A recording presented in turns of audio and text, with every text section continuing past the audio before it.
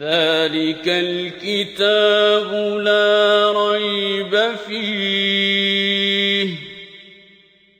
هدى للمتقين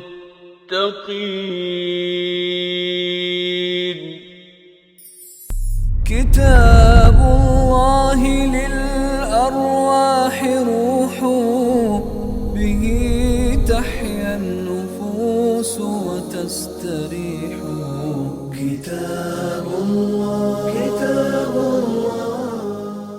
والذین کذبوا بآیاتنا ولقاء الآخرہ، اور یہ جان لو جس کسی نے ہماری نشانیوں کو جھٹلایا اور آخرت کی ملاقات کو بھول گئے، اس کا انکار کیا، حبطت اعمالہم، ان کے تمام اعمال اکارت چلے گئے، هل یجزون الا ما كانوا یعملون، تو کیا پھر ایسے لوگ اس کے سوا کوئی یعنی جزا پا سکتے ہیں کہ جیسا کریں ویسا ہی وہ بھریں، ویسا ہی نتیجہ ان کا ہو۔ وَاتَّخَذَ قَوْمَ مُوسَىٰ مِن بَعْدِهِ مِنْ حُلِيِّهِمْ عِجْلًا جَسَدًا لَهُ خُوَارٌ، اس دوران میں جب حضرت موسیٰ 40 دن کے لیے گئے ہوئے تھے، اب پیچھے سے قوم کے کچھ لوگ ایسے تھے جنہوں نے ایک بچڑا بنایا ان زیورات کے ذریعے سے جو ان کے پاس تھے۔ یہ بنی اسرائیل جب وہاں سے نکلے تھے 6 لاکھ کی تعداد تھی، اور ظاہر ہے کہ اتنی تیزی سے اتنی جلدی سے یہ فیصلہ ہوا، حضرت موسیٰ نے حکم دیا کہ ہم نے راتوں رات ہجرت کرنی ہے۔ اب ظاہر ہے کہ بڑا سامان تو اٹھا نہیں سکتے تھے، اور ان میں سے کچھ لوگ ایسے تھے جنہیں جو فرعون کے جو لوگ تھے وہ بھی ان کے پاس امانتیں رکھا کرتے تھے کہ جو یہ ایماندار لوگ ہیں، لہذا بہت سے لوگوں کے پاس ان کا سونا چاندی بھی موجود تھا، اور جو کچھ اپنے کو سرمایہ ہوگا وہ بھی اس شکل میں اس وقت زمانے میں ہوتا تھا۔ وہ سارے کے سارے زیورات جو تھے سونے کے چاندی کے وہ سب لے کر کے آئے ہوئے تھے۔ سامری نامی ایک شخص تھا، اس نے پیچھے سے بہکایا اور وہ سارا سونا اور چاندی اکٹھی کر کے انہوں نے ایک بچھڑے کی شکل کا بت بنایا، اور اس میں اس نے کچھ ایسی چیز رکھی کہ ایک طرف سے جب ہوا گزرتی تھی اور دوسری طرف سے اس میں سے ایسی آواز نکلتی جیسے کہ بیل بول رہا ہے، ڈکرانے کی آواز آتی تھی۔ تو اس قسم کا بت بنایا اور اس کی انہوں نے پرستش شروع کر دی۔ الم یروا انہ لا یکلمہم، کیا وہ دیکھتے نہیں تھے؟ اب اللہ تبارک و تعالیٰ کی طرف سے تبصرہ ہو رہا ہے کہ وہ ان سے کوئی گفتگو نہیں کر سکتا، ولا یہدیہم سبیلا، نہ کسی معاملے میں ان کی رہنمائی کر سکتا ہے۔ اتخذوہ، پھر بھی انہوں نے اسے پکڑا، یعنی اس کی پرستی شروع کر دی، وکانوا ظالمین، اور وہ ظالموں میں سے ہو گئے۔ ولما سقط فی ایدیہم، پھر ان کے ہاتھوں کے طوطے اڑ گئے، وراؤ انہم قد ضلوا، جب انہیں معلوم ہوا کہ ہم تو گمراہ ہو گئے ہیں، ہم نے تو یہ گمراہی کا رستہ اختیار کیا، تو وہ نے فوراً جب پچھتاوا، ان کے گویا کہ ہاتھوں کے طوطے اڑ گئے، قالوا لئن لم یرحمنا ربنا، اور پھر وہ کہنے لگے کہ اگر ہمارے رب نے ہم پر رحم نہ کیا، وَيَغْفِرْ لَنَا، ہمیں معاف نہ کیا، لَنَكُونَنَّ مِنَ الْخَاسِرِينَ، تو ہم تو برباد ہو جائیں گے۔ وَلَمَّا رَجَعَ مُوسَىٰ إِلَىٰ قَوْمِهِ غَضْبَانَ آسِفًا، حضرت موسیٰ کو جب معلوم ہوا، اللہ نے بتا دیا، موسیٰ تم جلدی آ گئے تھے، وقت سے پہلے آ گئے تھے، اس کا ذکر آئے گا سورہ طٰہٰ میں کہ حضرت موسیٰ علیہ السلام جو وقت مقرر تھا اس سے کچھ پہلے پہنچ گئے، تو فرمایا اس کی وجہ سے سامری نے تیری قوم کو گمراہی میں ڈال دیا۔ اب حضرت موسیٰ وہاں سے وہ تختیاں لے کر لوٹے ہیں اور پہنچے وہاں، اور وہ کہنے لگے قال بئس ما اختلفتمونی من بعدی، کہ تم نے میرے بعد میری بہت ہی بری جو ہے وہ جانشینی کی ہے، اعجلتم امر ربکم، کیا تم نے اپنے رب کا حکم کا انتظار بھی نہیں کیا؟ میں جو 40 دن وہاں رہ کر کے آیا ہوں، آخر کچھ تمہارے لیے لے کر آ رہا تھا تو تم انتظار تو کر لیتے۔ وَأَلْقَى الْأَلْوَاحَ، انہوں نے غصے سے وہ تختیاں جو تھی وہ پٹک دیں، وَأَخَذَ بِرَأْسِ أَخِيهِ يَجُرُّهُ إِلَيْهِ، اور اپنے بھائی کو حضرت ہارون علیہ السلام کو داڑھی سے اور سر سے پکڑ کے انہیں ذرا جھنجھوڑا۔ قَالَ ابْنَ أُمَّ، انہوں نے کہا ہے میرے جمع جائے بھائی، إِنَّ الْقَوْمَ اسْتَضْعَفُونِي، میری قوم نے مجھے دبا لیا تھا، پریشرائز کر دیا تھا، وَقَادُوا يَقْتُلُونَنِي، اور میں محسوس کر رہا تھا کہ وہ مجھے قتل کر دیں گے، یعنی میں انہیں سمجھانے کی کوشش کی لیکن مجھے اندیشہ ہوا، انہوں نے مجھے بہت پریشرائز کیا، میری بات نہیں مانی، یہاں تک کہ میرے قتل کے درپے ہو گئے۔ فلا تشمت بی الأعداء، تو دشمنوں کے سامنے دشمنوں کو مجھ پہ ہنسنے کا موقع نہ دے، ولا تجعلنی مع القوم الظالمین، اور ان ظالم لوگوں کے گروہ کے ساتھ مجھے شامل نہ کر، یعنی اس میں میرا کوئی قصور نہیں۔ قال رب اغفر لی ولأخی، اللہ نے سے دعا کی حضرت موسیٰ علیہ السلام نے، کہا رب مجھے اور میرے بھائی کو معاف فرما دے، وادخلنا فی رحمتک، اور ہمیں اپنی رحمت میں داخل فرما، وانت ارحم الراحمین، اس لیے کہ سب سے بڑھ کر تو رحم کرنے والا ہے۔ ان الذین اتخذوا العجل سینالہم غضب من ربہم وذلۃ فی الحیاۃ الدنیا، جن لوگوں نے بچڑے کو معبود بنایا وہ ضرور اپنے رب کے عذاب میں گرفتار ہوں گے، غضب میں گرفتار ہوں گے، اور دنیا کی زندگی میں ذلیل و خوار کر دی جائیں گے۔ وَكَذَلِكَ نَجْزِي الْمُفْتَرِينَ، جھوٹ گھڑنے والوں کو ہم ایسی ہی سزا دیا کرتے ہیں۔ اس کا ذکر ہم سورہ بقرہ میں پڑھ چکے ہیں۔ پھر انجام یہ ہوا کہ ہر قبیلے میں سے جس نے توبہ کر لی وہ معاف کر دیا گیا، جس نے کچھ اور معاملہ جو خود شامل نہیں تھا انہیں بھی موقع دیا گیا، لیکن وہ لوگ جو اڑے رہے کہ ہاں ہم نے بنایا تھا اور ہم پوجا اسی کی کریں گے، اب حکم ہوا کہ اس قبیلے کے لوگ خود اپنے ان لوگوں کو اپنے ہاتھوں سے قتل کر لیں۔ اور کہا جاتا ہے کہ تقریباً 50,000 افراد، 50,000 آؤٹ آف 600,000، 6 لاکھ کی آبادی تھی، بہت بڑی آبادی ہوتی ہے، 50,000 افراد جو ہیں اس شرک کرنے کے جرم میں اپنے ہی قبیلوں کے لوگوں کے ہاتھوں سے قتل کیے گئے۔ والذین عملوا السیئات ثم تابوا، جو لوگ برے عمل کریں لیکن پھر توبہ کر لیں، من بعدہا وآمنوا، اور اب ایمان کی طرف آ جائیں، گویا کہ تجدید ایمان کر لیں۔ ان ربک من بعدہا لغفور الرحیم، یقیناً وہ اس کے بعد اپنے رب کو درگزر کرنے والا اور رحم کرنے والا پائیں گے۔ ولما سقط عن موسیٰ الغضب واخذ الالواح، جب موسیٰ کا غصہ ذرا ٹھنڈا ہوا تو انہوں نے پھر وہ تختیاں اٹھائیں۔ وفی نسختہا ھدی ورحمۃ للذین ھم لربہم یرہبون، جن میں کہ تحریر تھی، ہدایات بھی، اللہ کی رحمت تھی ان لوگوں سے جو اپنے رب سے ڈرتے ہیں، جو خوف خدا رکھتے ہیں۔ واختار موسیٰ قومہ 70 رجلا لمیقاتنا، اب حکم ہوا اللہ کی طرف سے کہ 70 بڑے بڑے لوگوں کو لے کے ذرا حاضر ہو جاؤ، ذرا اللہ کی طرف سے ذرا جو کہتے ہیں نا کان کھینچے جائیں، ذرا تھوڑا سا ان کا جو ہے وہ معاملہ کیا جائے۔ فلما اخذتهم الرجفۃ، جب انہیں ایک دھماکے نے یا ایک زلزلے نے آن پکڑا، یہ کچھ کیفیت ایسی ہوئی کہ پہاڑ اپنی جگہ سے ہلا ہے اور کوہ طور اس طرح معلق ہو گیا ان پہ کہ جیسے ابھی ان پہ گر پڑے گا۔ اور پھر اللہ تبارک و تعالیٰ نے وہ میثاق جو بار بار قرآن مجید میں سورہ بقرہ میں بھی اس کا ذکر ہم پڑھ چکے ہیں کہ ہم نے طور کو معلق کر کے ان سے پھر جو ہے وہ وعدہ لیا تھا، میثاق کیا تھا کہ تم نے یہ اور یہ اور یہ کرنا ہے۔ قال ربی لو شئت اہلکتہم من قبل و ایائی، اس پر حضرت موسیٰ نے عرض کیا، اے رب، اے پروردگار، آپ چاہتے تو پہلے ہی دن ہم سب کو ہلاک کر سکتے تھے۔ اتہلکنا بما فعل السفہاء منا، کیا آپ ان لوگوں کے جرم کی پاداش میں جو ہم میں سے نادان تھے، بے وقوف تھے، ان کی پاداش میں ہمیں ہلاک کرنا چاہتے ہیں؟ ان ہی الا فتنتک، یقیناً یہ آپ کی طرف سے ہی آزمائش تھی۔ تضل بہا من تشاء وتہدی من تشاء، تو جسے چاہتا ہے ہدایت دیتا ہے اور جسے چاہتا ہے وہ اسے گمراہی کے راستے پر چلا دیتا ہے۔ انت ولینا، تو ہی ہمارا پشت پناہ ہے، سرپرست ہے، فاغفر لنا، تو اے اللہ ہمیں معاف کر دے، ورحمنا، ہم پہ رحم فرما، وانت خیر الغافرین، اس لیے کہ تو سب سے بڑھ کے معاف کرنے والا ہے۔ وَاكْتُبْ لَنَا فِي هَذِهِ الدُّنْيَا حَسَنَةً، ہمارے لیے اس دنیا میں بھی بھلائی اور خیر لکھ دے، وَفِي الْآخِرَةِ، اور آخرت میں بھی ہمارے لیے بھلائی لکھ دے، إِنَّا هُدْنَا إِلَيْكَ، یقیناً ہم تیری ہی طرف رجوع کرنے والا ہیں۔ قال، اللہ کی طرف سے جواب آیا، عذابی اصیب بہ من اشاء، یقیناً میرا اختیار ہے، اللہ فرماتے ہیں میں جسے چاہتا ہوں سزا دیتا ہوں، وَرَحْمَتِي وَسِعَتْ كُلَّ شَيْءٍ، جبکہ میری رحمت جو ہے وہ ہر چیز پر چھائی ہوئی ہے۔ میرے مواخذہ کرنا میری رحمت سے کم ہے اور رحمت اس پہ بہت زیادہ ہے۔ یقیناً اللہ کی طرف جو دل و جان سے متوجہ ہو جائے، توبہ کر لے، اللہ کہتا ہے میرا دامن رحمت بڑا ہی وسعت والا ہے۔ تو وہی شے یہاں اللہ تبارک تعالیٰ نے فرمائی، خصوصاً فَسَأَكْتُبُهَا لِلَّذِينَ يَتَّقُونَ، وہ رحمت میں ان لوگوں کے حق میں لکھوں گا جو میری نافرمانی سے پرہیز کریں، وَيُؤْتُونَ الزَّكَاةَ، اور زکوٰۃ دیں گے، وَالَّذِينَ هُمْ بِآيَاتِنَا يُؤْمِنُونَ، اور میری آیات پر ایمان لائیں گے۔ الَّذِينَ يَتَّبِعُونَ الرَّسُولَ النَّبِيَّ الْأُمِّيَّ الَّذِي يَجِدُونَهُ مَكْتُوبًا عِندَهُمْ فِي التَّوْرَاةِ وَالْإِنجِيلِ۔ اب وہ گفتگو کا رخ ادھر کیا کہ آج یہ رحمت کن کے لیے، اب یہاں تک ذکر تھا پہلے بنی اسرائیل کے اس زمانے کے لوگوں کا، اب موجودہ یہودیوں کے سامنے بات سامنے کھولی جا رہی ہے، اس لیے کہ اب ہجرت ہونے والی ہے اور نبی اکرم صلی اللہ علیہ وسلم پہنچنے والے ہیں، کہ اب سمجھو کہ یہ رحمت کے مستحق کون ہیں، وہ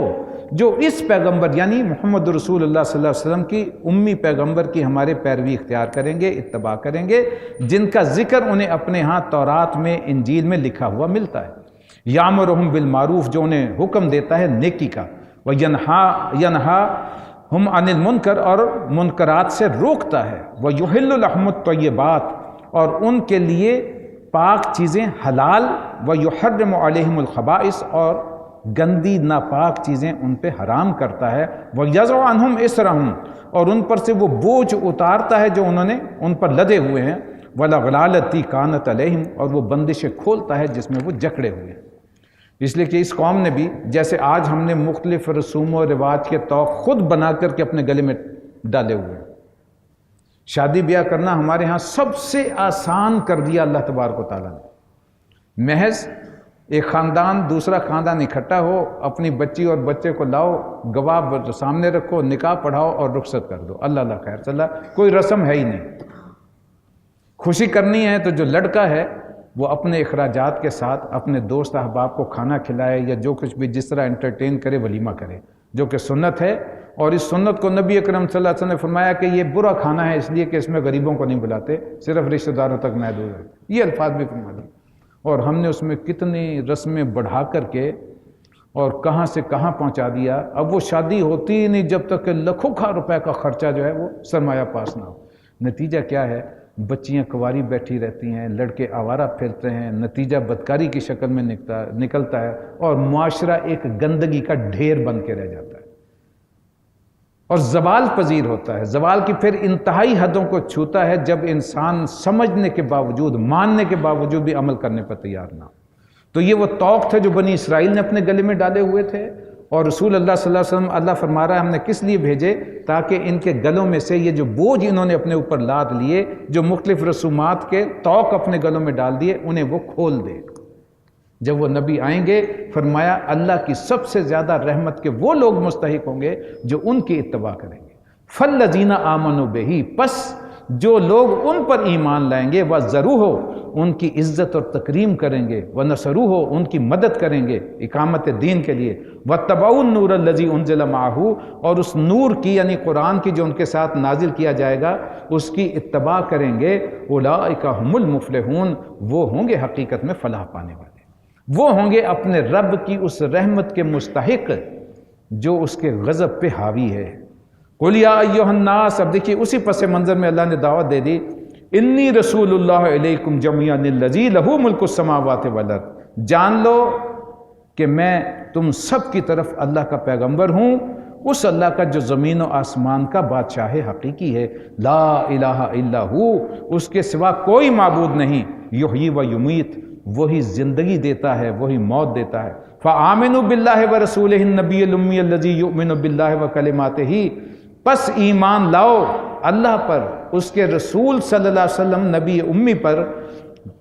اور ایمان لاؤ اللہ پر، اس کے کلمات پر، واتبعوہ، اور اسی کی اتباع کرو، لعلکم تہتدون، تاکہ تم راہ راست پا لو، تمہیں صراط مستقیم مل جائے، تم گویا کہ دنیا میں بھی سرخرو ہو کر زندگی گزارو اور آخرت میں تمہیں کامیابی نصیب ہو۔ وَمِن قَوْمِ مُوسَىٰ أُمَّةٌ يَهْدُونَ بِالْحَقِّ وَبِهِ يَعْدِلُونَ، موسیٰ کی قوم میں پھر ایک ایسا گروہ بھی تھا جو حق کے مطابق ہدایت بھی کرتا تھا اور حق کے مطابق انصاف بھی کرتا تھا۔ مجموعی طور پر ظاہر ہے کہ بنی اسرائیل اس قدر زوال میں تھی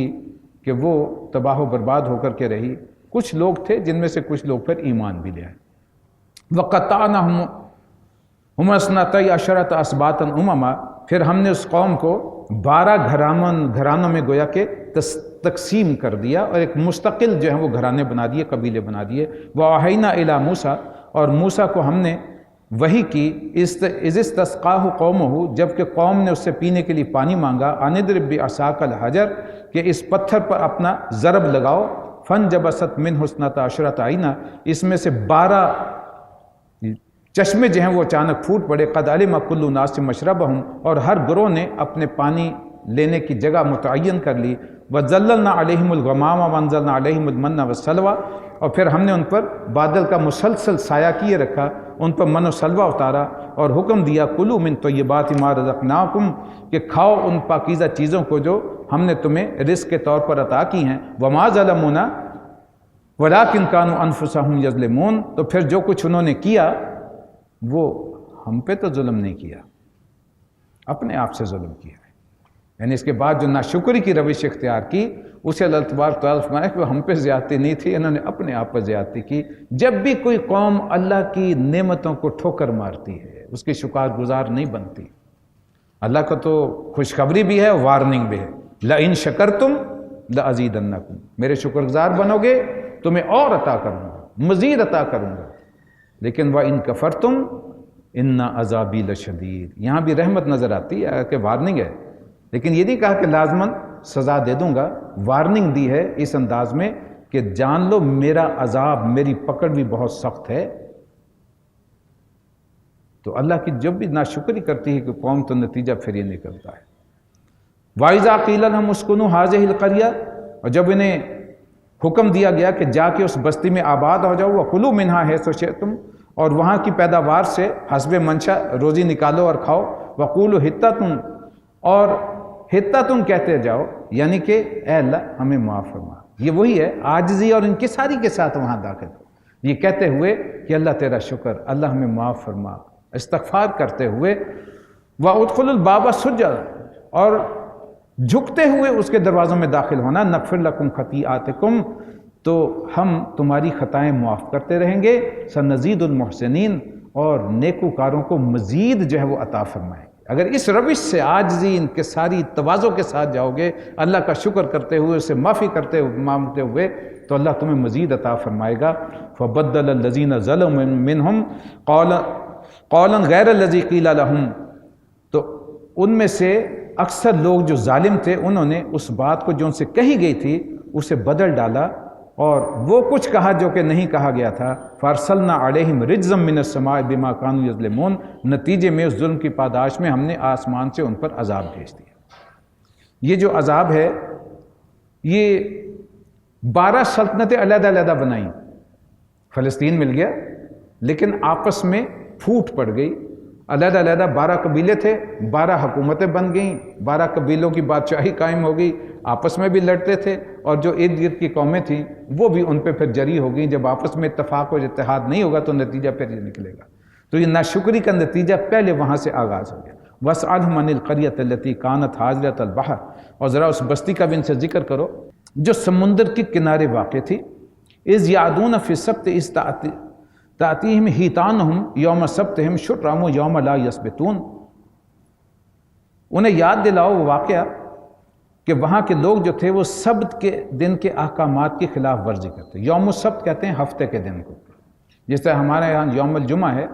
تو یہود کے ہاں یوم السبت ہے، وہ 7ویں دن کو، اور ان کے ہاں اتنی پابندی تھی کہ یہ دن صرف اللہ کی عبادت کے لیے مخصوص ہے، لہٰذا یہاں تک کرتے تھے، اس قدر اس میں شدت پسندی تھی کہ سبت کے دن کسی بیمار کی عیادت کے لیے بھی نہیں جانا، اس قدر جو ہے انہوں نے اپنے پر پابندی لگائی تھی۔ لیکن اب ایک قبیلہ تھا، وہ یہ آپ دیکھ رہے ہیں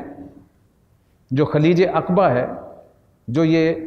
رائٹ سائڈ پہ یہ مدین بھی لکھا ہوا ہے، خلیج عقبہ کا لفظ ہے، اس کی بالکل اوپر کی ٹپ پر ایلات ہے۔ یہ ایلات وہ جگہ ہے جہاں یہ بستی واقع تھی، یہ بالکل سمندر کا کنارہ ہے، اور آج بھی یہاں 2 بندرگاہیں ہیں، ایک مصر میں ایک اسرائیل کے قبضے میں، 2 بندرگاہیں یہاں پریکٹیکلی کام کر رہی ہیں، اور یہاں مچھلی کا شکار بہت ہوتا تھا۔ تو یہ بستی جو تھی، یہاں کے لوگ جو تھے وہ کیونکہ 6 دن جال جاتا تھا سمندر میں، تو مچھلیاں بھی عادی تھیں کہ ان دنوں میں شکاری ہوتے ہیں، لہٰذا وہ گہرے پانی میں رہتی تھیں، کم پکڑی جاتی تھیں۔ ہفتے کے دن کوئی جال نہیں ہوتا تھا، چھٹی ہوتی تھی۔ اب جانور بھی جو ہے اللہ نے اسے کچھ حص دی ہوئی ہے، وہ بھی محسوس کرتا ہے کہ بھی آج ہمارا چھٹی کا دن ہے، آج کو خوف خطرہ نہیں ہے، لہٰذا اس دن خوب مچھلیاں اوپر آتی تھیں، اور شرہ کہتے ہیں جیسے نیزہ چلتا ہے، وہ آپ نے دیکھا ہوگا کہ سمندر میں سے بعض اوقات جہاں زیادہ ہوتی ہے تو ایک طرف سے نکلتی ہے تو ایسے کودتی ہوئی دوسری طرف جاتی ہے، وہ نیزے کی طرح جو ہے وہ اچھلتی پھرتی تھی سمندر پر۔ اب اس صورتحال میں انہیں دیکھ دیکھ کے منہ میں پانی آتا تھا کہ آج کے دن اگر موقع ملتا شکار کرنے کا، لہٰذا انہوں نے سبت کے دن کی خلاف ورزی ایسے شروع کی کہ انہوں نے وہاں کنارے کنارے پر کچھ جو ہے وہ گڑھے کھودنے شروع کر دیے اور اسے آگے جو ہے اس کے کچھ رکاوٹ لگائی. اسے ہفتے کے دن صبح ہی جو ہے وہ کھول دیتے تھے, مچھلیاں جو تھی اس میں ٹریپ ہو جاتی تھیں, اور اتوار کے دن جا کے صبح انہیں پکڑ لیتے تھے. اب یہ ایک ایسا ہیلہ تھا جو کہ اللہ کے اس قانون کو توڑنے کے مترادف تھا, جس پہ جو اللہ کو پسند نہیں آیا اس پر انہیں پھر سزا دی گئی. اب وہاں 3 گروہ بن گئے. ایک گروہ وہ تھا جو اس فعل میں ملوث تھا, جو یہ حرکت کر رہا تھا, صریحاً گویا کہ وہ خلاف ورزی کر رہا تھا یوم السبت کی. دوسرا گروہ وہ تھا جو انہیں روک رہا تھا کہ بھائی یہ جرم ہے, اللہ کی معصیت اختیار نہ کرو, اللہ کی طرف سے سزا آ جائے گی. اکثریت وہ تھی درمیان میں جو نہ منع کرنے والوں میں تھی نہ حصہ لے رہی تھی, وہ خاموش تھے, نیوٹرل تھے. یوں سمجھ لیجئے کہ ان کا رویہ وہ تھا جیسے ہمارا اکثر آج لوگوں کا ہے کہ اگر کوئی جرم کر رہا ہے تو ہم آنکھیں بند کر لیتے ہیں کہ خصمان اکھائے یہی کر رہے ہیں نا, میں تو نہیں کر رہا. لیکن جرم کو برداشت کرنا بھی اللہ کے نزدیک جرم ہے. نہی عن المنکر کا فریضہ سر انجام دینا بالخصوص اس امت کا فرض ہے جو اللہ اور اس کے رسول کو ماننے والی ہوتی ہے. تو یہی صورتحال یہاں بنی جو سبق یہاں پڑھایا جا رہا ہے. وہ یوم لا یسبتون, دوسرے دنوں میں وہ مچھلیاں نہیں ہوتی تھیں. لا تاتیہم, نہیں آتی تھی. کذالک نبلوہم, یہ ہم نے سلسلہ کیا, انہیں آزمائش میں ڈالا. بما کانوا یفسقون, ان کی نافرمانیوں کی وجہ سے. گویا کہ یہ آزمائش ان کے سامنے رکھ دی کہ دیکھیں فرما بردار بنتے ہیں یا نافرمانی اختیار کرتے ہیں. وَإِذْ قَالَتْ أُمَّةٌ مِّنْهُمْ, اور انہیں یہ بھی یاد دلاؤ جب ان میں سے ایک گروہ نے دوسرے گروہ سے کہا تھا لِمَ تَعِظُونَ قَوْمًا اللَّهُ مُهْلِكُهُمْ أَوْ مُعَذِّبُهُمْ, کہ تم ایسے لوگوں کو کیوں نصیحت کرتے ہو جنہیں اللہ ہلاک کرنے والا ہے یا سزا دینے والا ہے.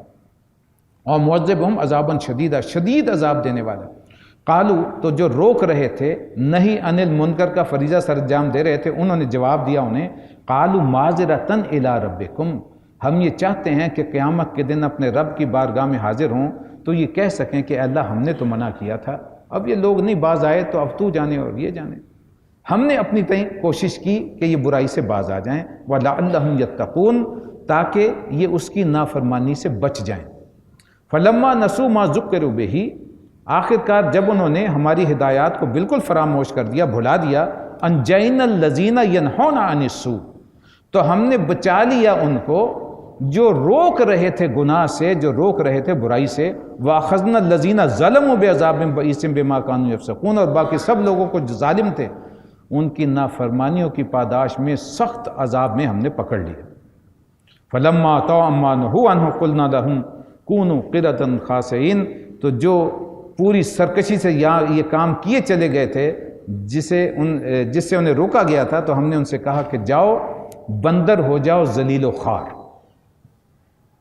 بنی اسرائیل کی تاریخ میں وہ یہ کہتے ہیں کہ ہمارے پاس تو اس قسم کا کوئی تذکرہ نہیں ہے. اب یہ ضروری نہیں ہے کہ سب چیزیں بنی اسرائیل کی تاریخ میں ہوں, اور یہ بھی ہو سکتا ہے کیونکہ بہت سی چیزوں میں تحریف ہو چکی,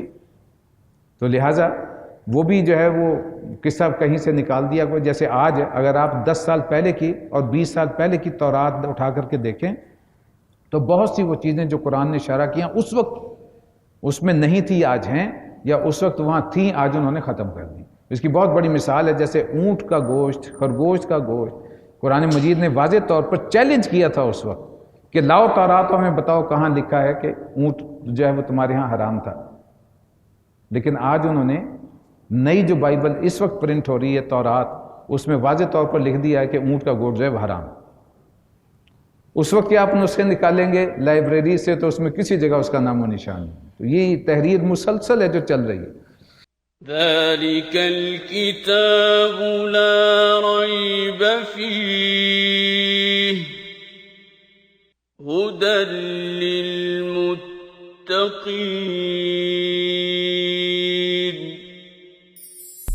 كتاب الله للأرواح روح به تحيا النفوس وتستريح